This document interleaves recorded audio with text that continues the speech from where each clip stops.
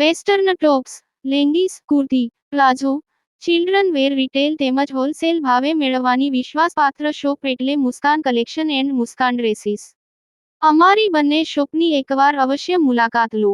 સ્થળ: bank road, બજાર પાછળ, પાલેજ, તાલુકો, જિલ્લો ભરૂચ. બટકોદરા ડમ્પિંગ સાઇટમાં કેમિકલ માફિયાનો આતંક, રહસ્યમય આગના ધુમાડામાં ગ્રામજનોને ગૂંગળામણ, તંત્રની લાપરવાહી સામે ઉગ્ર રોષ. અંકલેશ્વરના બટકોદરા ગ્રામ પંચાયતની ડમ્પિંગ સાઇટ જાણે પ્રદૂષણ ફેલાવાનું એપી સેન્ટર બની ગઈ હોય તેમ ગતરોજ ફરી એકવાર અહીં રહસ્યમય સંજોગોમાં ભીષણ આગ ફાટી નીકળતા તંત્રની પોકળ સુરક્ષાના ધજાગરા ઉડ્યા હતા.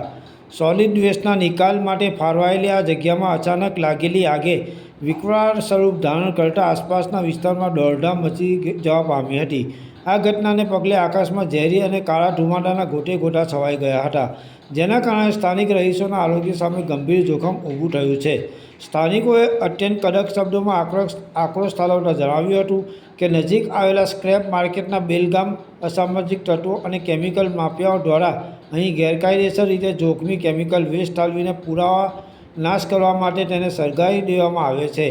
વહીવટીતંત્રની મિલીભગત કે ઘોર નિંદ્રાને કારણે આ તત્વો બેફામ બન્યા હોવાની પણ લોકમુખે ચર્ચાઓ ચાલી રહી છે અને વારંવાર બનતી આવી ઘટનાઓ ગ્રામજનોના જીવ સાથે ચેડા સમાન છે. બટકોદરા ગ્રામ પંચાયતના તલાટી રંજનબેને પણ કબૂલાત કરી હતી કે આ સ્થળે આગની ઘટનાઓનું પુનરાવર્તન થઈ રહ્યું છે. આ બાબતે ઉચ્ચ સ્તરે રજૂઆત કરવામાં આવી છે.